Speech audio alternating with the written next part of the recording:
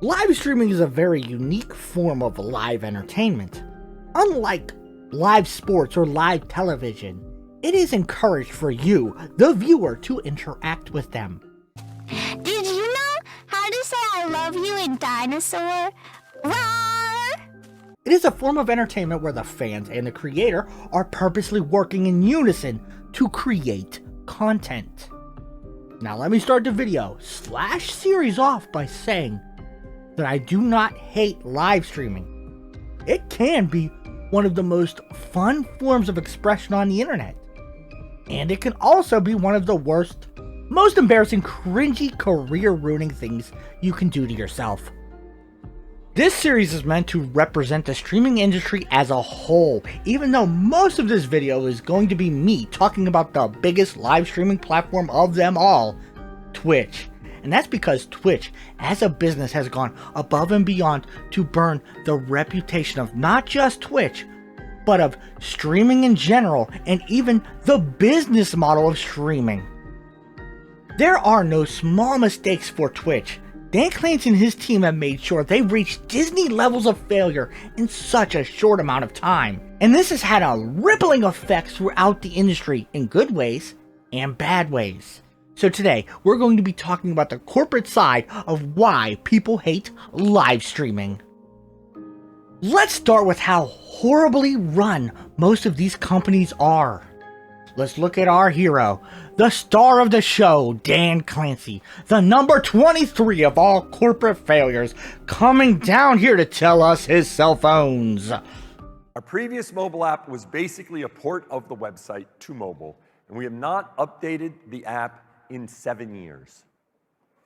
Mobile has changed a great deal in this time period, and people expect to be able to quickly get to content. And this is particularly true for new viewers. Over 70% of our viewers come to Twitch for the first time on the mobile app, and we need to do a better job of keeping these viewers engaged and helping them find content that they enjoy. So, 70% of Twitch's viewer base start out by using the mobile app, a mobile app that hasn't been updated in 7 years. That is how incompetent Twitch's higher-ups are. Fun fact for later in the video, Twitch has a huge problem of getting viewers onto the website. So you would assume something like getting the mobile app fixed would be of great importance to Dan, but Dan Clancy and his team are the recurring problem of Twitch, and you'll see that throughout the video. But that wasn't the biggest mistake that Twitch higher-ups have made. Remember when Twitch got hacked by 4chan hackers and everyone's financials got leaked onto the internet? I do. But the funny thing is, the damage to their reputation wasn't the biggest problem with those leaks, or the trust of the community. No, the biggest problem was they lost Twitch's source code. Well, Broken Controller, if that's such a big deal, why isn't anyone else talking about it? The hell if I know, because the first thing I read when I looked up what a source code was it's the fundamental component in all software. It is the blueprint of how that program works. So they lost the DNA, the soul of Twitch, in 1 day. So let's say you still don't understand how important the source code is. Let's talk about gaming. You guys like Doom, right? Especially the original Doom? Way back in 1996, Doom released their source code so promising developers could go on to make their own games using Doom's engine. Using this source code, men like Christoph Olex were able to create applications like GZ Doom that were able to add modern controls and graphics to such an old game. That's actually one of the reasons why we have this massive boom in boomer shooters right now, because many of them are using Doom's source engine to make games like Head-On and Sulaco. That's how important the source code is to gaming. Now, imagine you did that for one of the most popular websites in the world. Well, you actually don't have to imagine, because allegedly they gave their competition the tools to beat them at their own game. Don't believe me? Look at sites like DLive and Kick. And who knows what other websites have used their source code. Do you guys honestly believe that YouTube and TikTok haven't taken Twitch's DNA and molded it into their own live streaming services? Twitch gave away the tools for live streaming to all of their competition and then proceeded to do nothing for their future development. But maybe that has something to do with their hiring processes. That Twitch's head of policy and community guidelines was previously fired from her job publicly by the British government. Why?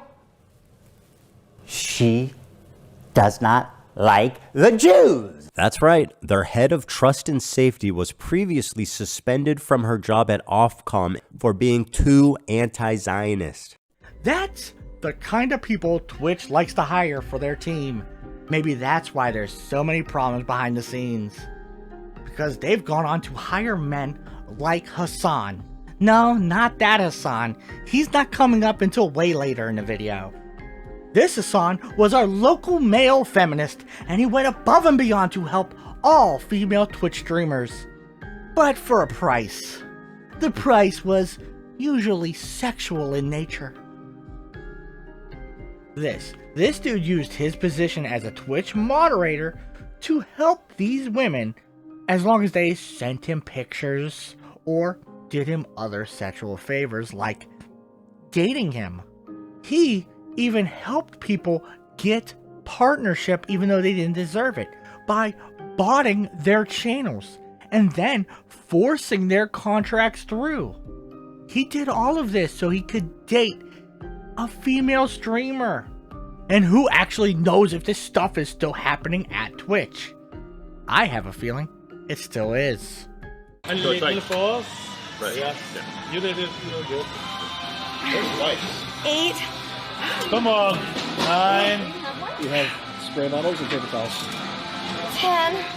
I need to show you why you should switch to this gym. Yeah. We have trainers that can train them properly. Come on. 12. Squeeze. 13. And slow. 2 more. 2 more. 14. This is the staff of Twitch, by the way. This is your moderation team. So when you're watching Tectone getting banned, it's by people like Hassan. And Twitch staffing just keeps getting worse. I don't even want to get into the Dear Girl situation or the Twitch Council or the amount of redundant hires Twitch has made bloating the company or their staff's incompetence. It's unbelievable. I'm purposely leaving stuff out because this video has to be watchable at the end of the day. I mean, guys, remember when Twitch got into a copyright dispute with all of the music companies? Where instead of fixing the problem, they decided to delete their entire website's history, deleting the entire history of Twitch itself, so they wouldn't get sued because they weren't prepared to deal with the copyright issues of just playing music on the platform. Speaking of copyright, isn't there a lawsuit going on right now because people are just watching movies live on their streams with no repercussions or input? Twitch's staff always seems to have this fuck around and find out mentality, and you're never prepared for when these problems become big problems. But one of the biggest mistakes Dan Clancy and his team have made at Twitch is allowing multi-platform streaming. I mean, they already gave their opposition a playbook, so why not get on the field and help them beat you themselves? Dan Clancy, in his infinite wisdom, decided to pull an iDubbbz and open up his marriage so all streamers can go wherever they please. And why wouldn't you when places like Kick are giving out better deals for their streamers? And if you're a normal person, why would you want to purposely go to Twitch when you could just watch your favorite streamer stream on YouTube? But what would encourage people to go to other websites in the first place? How about the intense and confusing over moderation. You're not allowed to say certain swear words or slurs unless, well, they change their minds. But on Twitch, everything is considered a slur. Fat, simp, whore, all considered slurs. Now, calling someone a stupid loser could get you permanently banned. Hell, for one day, you are allowed to get ass naked on stream. But within a 12-hour period, everybody started getting banned for doing so. Nothing makes sense, and it all changes within moments. But for some reason, these rules seem to be different for Twitch's future and past sex workers. If you're a female streamer on Twitch, you either were a sex worker or about to become a sex worker. It's actually like a pipeline to an OnlyFans career. There was a streamer I used to watch named Yui.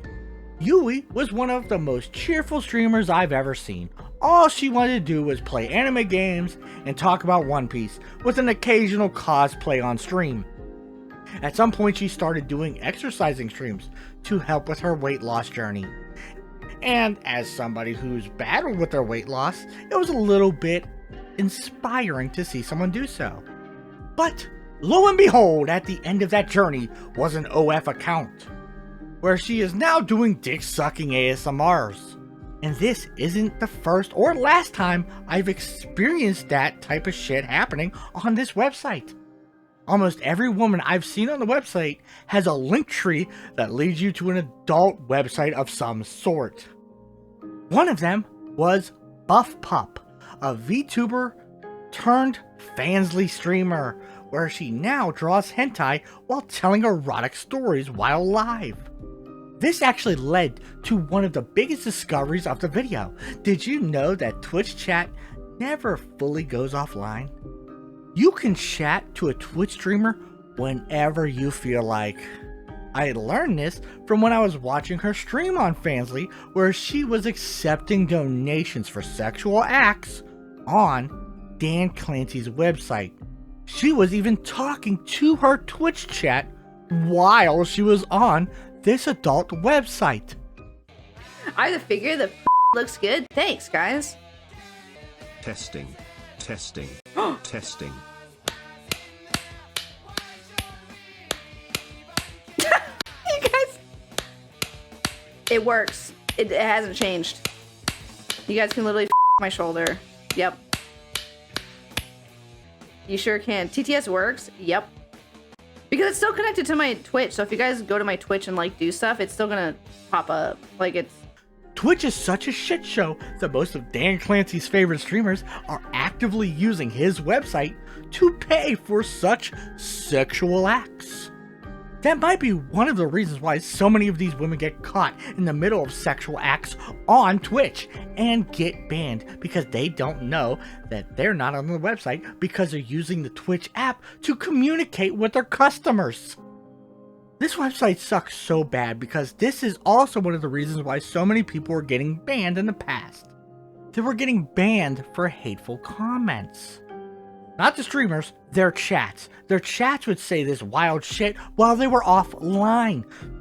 So many people would go offline and not think that their chat features were still working, and people would just spam slurs and then report said streamer for allowing that kind of talk in their streams. It's not Twitch's fault, it's your fault. So you better get a mod to protect you, even if it is at late hours when you're not streaming, or you'll get in trouble for harboring racism on their website. There are a lot of streamers that figured out ways to get around this, but that's one of the reasons why hate raids became such a big issue. It really is a stupid parasocial website that most people just have to deal with. So I've actually had people ask Time about... to self-report, I guess. But speaking of being open to things, would you be open to haggling a trade offer for feet pics in DMs? Feed pics and DM?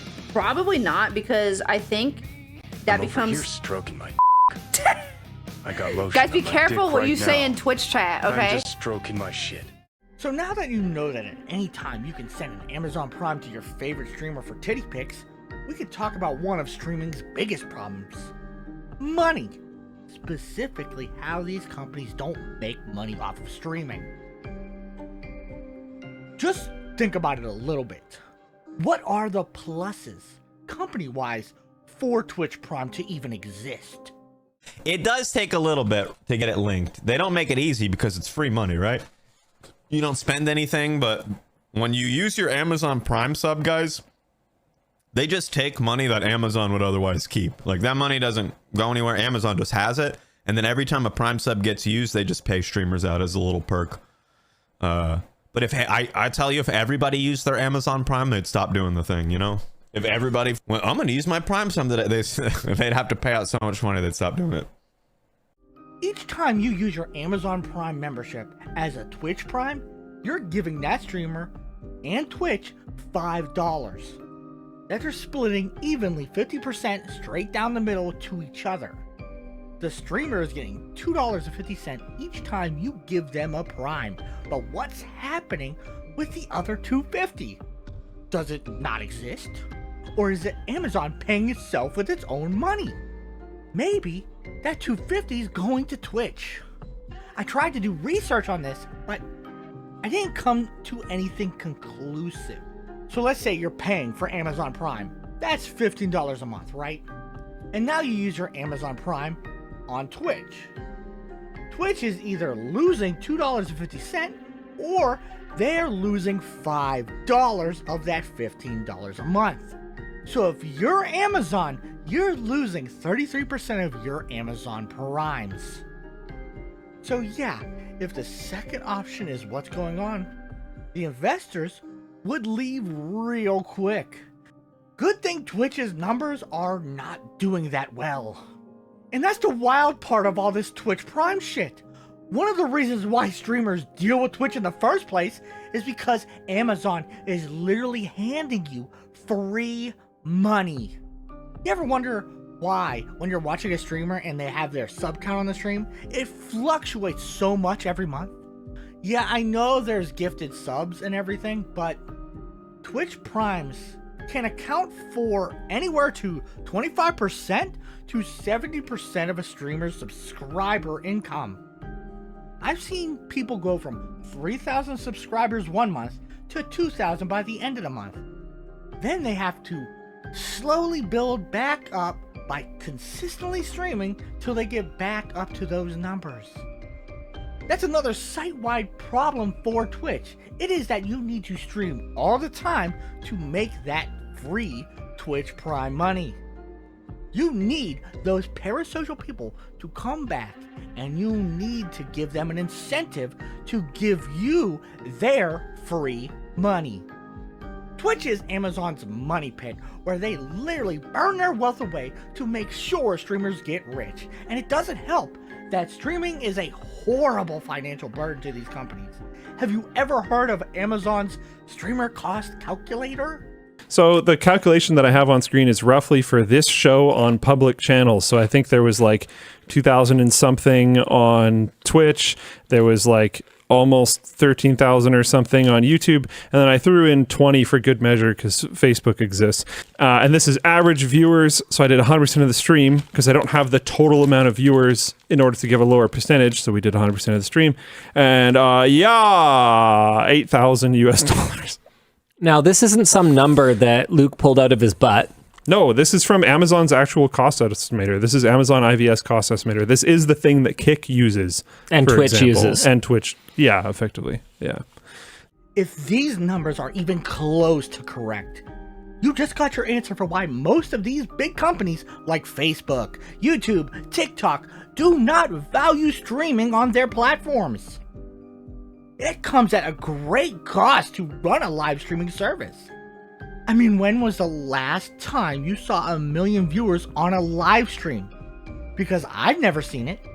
Most streamers can barely pull 100K, which is a lot for streaming, but not a lot for the corporations.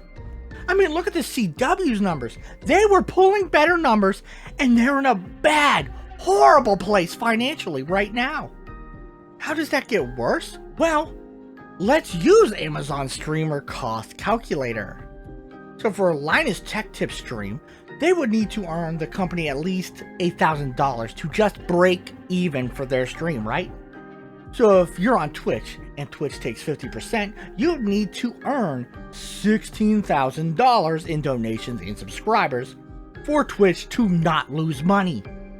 YouTube takes like 30%, so you need to earn $24,000 to $27,000.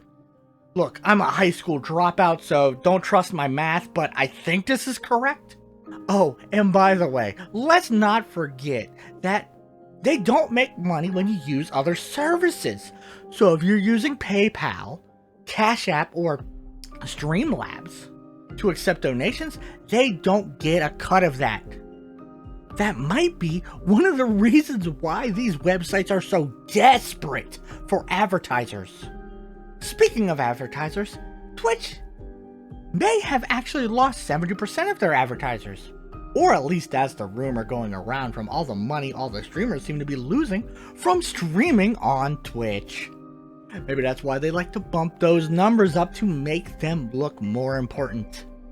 See, another reason why streamers like to stream on Twitch is because of events like Twitch Drops, where people go to watch Marvel Rivals streams so they can get a skin or something of that nature. But most people probably do like I do, and just go there to the local Dune stream, leave it on in the background, and wait a few hours while they collect their gifts. I mean, I'm sure the advertisers would be very happy that you're not watching that shit so you can collect your Emma Frost stripper skin. But who knows, maybe they actually do not care. Streaming is a lot smaller than they would like you to think, with platforms like Twitch averaging less than 3 million users at any time. This ends up causing problems for the streamers themselves. Yeah, I think a lot of creators pull up the ladder behind them when they make it big. Yeah. They do. It's a very fucking awful thing. But if you keep it down, then the people who you brought up with you will then support you, and that's what I've been doing. You know, I think probably a lot of streamers do it more so than other creators. The PvP is enabled. Because exactly. Like if you're live and they're live at the same time, well then 300 years go over here, 400 years go over there. Because of how small streaming is, especially on Twitch, it forces other streamers to compete with each other for these 3 million viewers.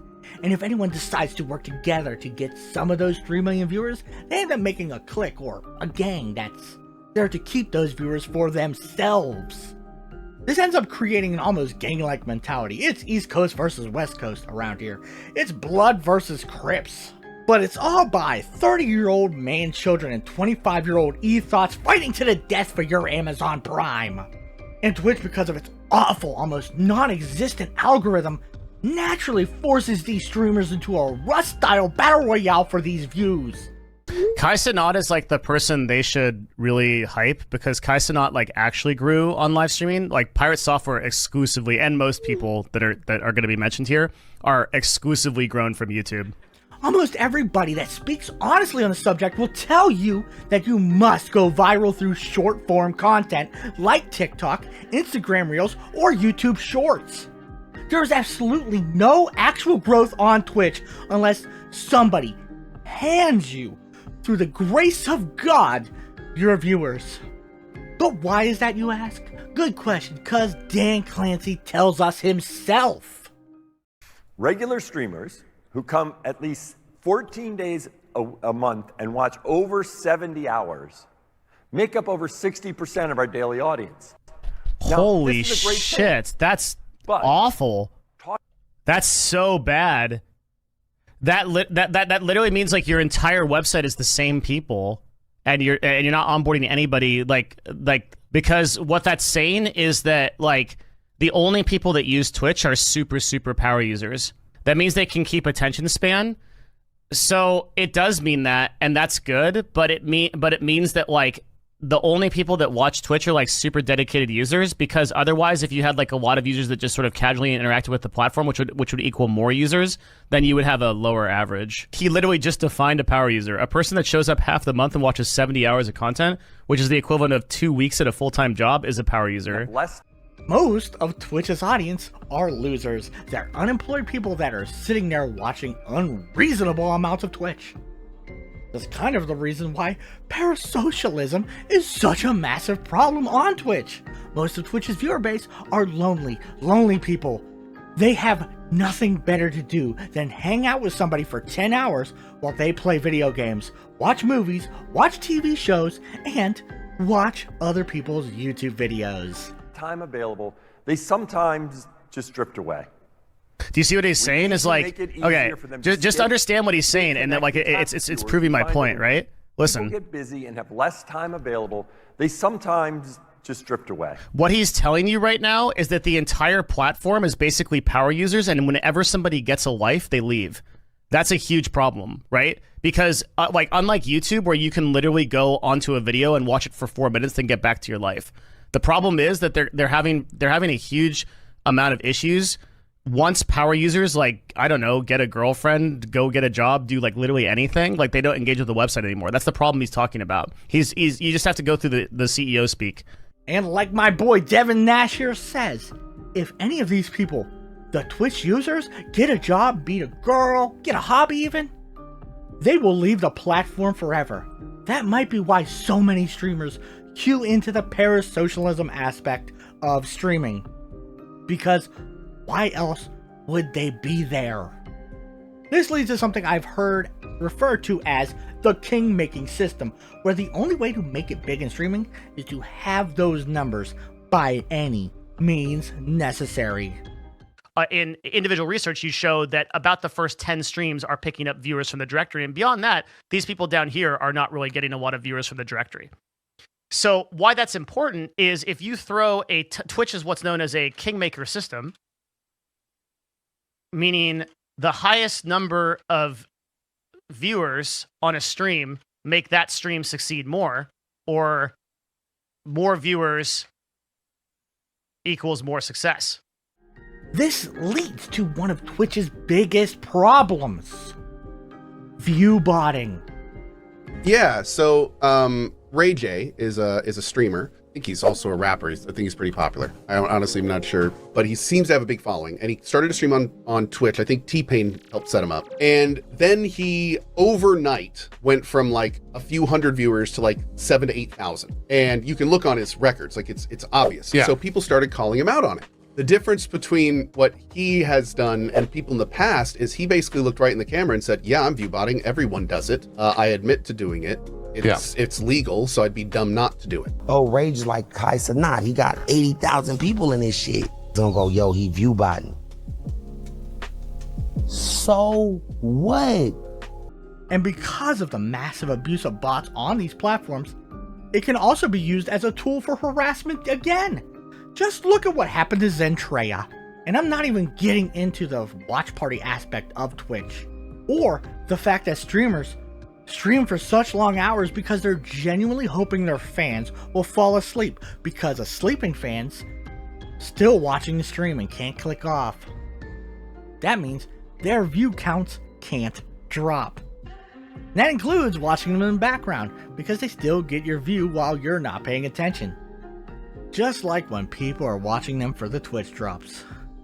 I mean, remember what Fextra Life did? Well, let's go to the stream right now and go see. It's not going that fast for 80,000 viewers. To fextralife.com, and let's go see what we find. We're just going to load that up here.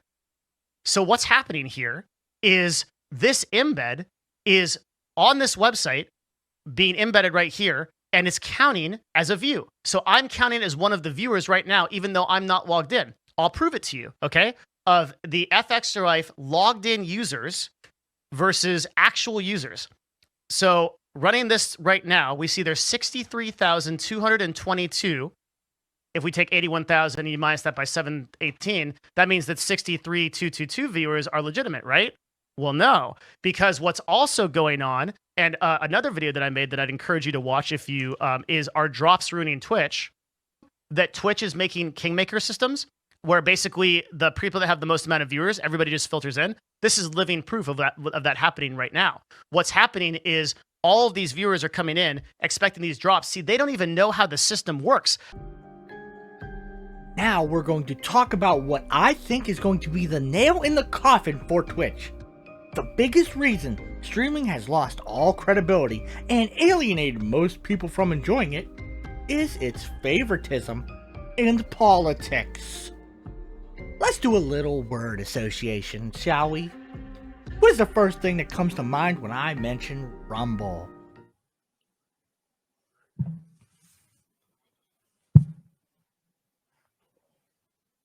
Why is my camera still on? What is the first thing that comes to mind when I mention Kick? What is the first thing that comes to mind when I start talking about Twitch? Need I say more? I believe what the Houthis are doing in terms of stopping Israel doing a genocide to implement a blockade on the Red Sea is a good thing. 10 toes down. They are on the morally right side. The big difference between these three streaming platforms is that Twitch was about gaming, but became the far left website that it is today. When most of the Twitch team, from Dan Clancy all the way down to its moderators, only care about two things, e-girls and politics, it tends to show across the website. Remember the most popular emote across Twitch? It used to be Poggers. Well, things changed when they found out that he was a far right-wing anti-vaxxer that was pro-storming the Capitol.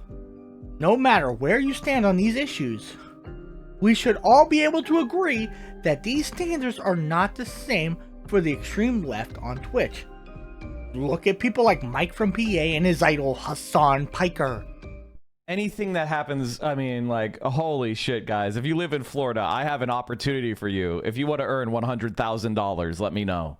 While most of Twitch's congregation have to desperately sanitize everything they do to appease Dan Clancy and his team's terms of service, other streamers do not have to live up to these expectations. That's right, if you appeal to Dan Clancy and his team's politics, or have other assets that him and his team might enjoy, you have a free pass. So if you're a Rust content creator who regularly gets into fights with Russian clans that love screaming slurs, you can't show any of that content live on Twitch. But you can watch an OnlyFans girl spread her cheeks wide for the camera.